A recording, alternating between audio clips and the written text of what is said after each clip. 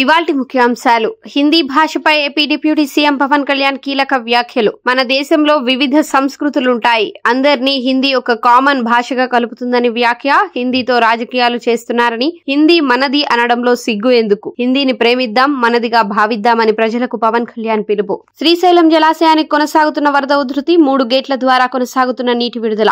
Inflow 1,48,696 క్యూసెక్లు, outflow 1,48,734 క్యూసెక్లు. పూర్తి స్థాయి నీటి మట్టం 885 అడుగులు. ప్రస్తుతం నీటి మట్టం 882.80 అడుగులు. కుడి ఎడమ జల విద్యుత్ కేంద్రాల్లో కొనసాగుతున్న విద్యుత్ ఉత్పత్తి. తెలంగాణ వ్యాప్తంగా సంబరాలకు టీపీసీసీ వేడుకలు. బీసీలకు 42% రిజర్వేషన్ అమలుకు ప్రభుత్వం తీసుకున్న నిర్ణయాన్ని హర్షిస్తూ వేడుకలు. మండల జిల్లా కేంద్రాల్లో సంబరాలు. కాకినాడ మెడికల్ కాలేజీ ఘటనపై చంద్రబాబు సీరియస్. లైంగిక వేధింపుల ఘటనపై నివేదిక కోరిన చంద్రబాబు, సీఎంకు నివేదిక అందించిన ఆరోగ్య శాఖ అధికారులు. కళ్యాణ్ చక్రవర్తితో పాటు మరో 3 కలిసి విద్యార్థినులను వేధించారని సీఎంకు చెప్పిన అధికారులు. నిందితులపై కఠిన చర్యలు తీసుకోవాలని సీఎం ఆదేశం. బనకచెర్లపై పోలవరం అథారిటీ అభిప్రాయం కోరిన సీడబ్ల్యూసీ, పోలవరం 2వ దశ తర్వాతే ఆలోచిస్తామని సీడబ్ల్యూసీకి లేఖ రాసిన పోలవరం ప్రాజెక్టు అథారిటీ. 2 ప్రాజెక్టుల డీపీఆర్లలో మార్పులు అవసరమన్న పీపీఏ. పోలవరం 2వ దశలో 45.72 మీటర్ల స్థాయికి నీటిని నిల్వ చేశాకే అనుసంధానంపై ఆలోచిస్తామన్న పీపీఏ.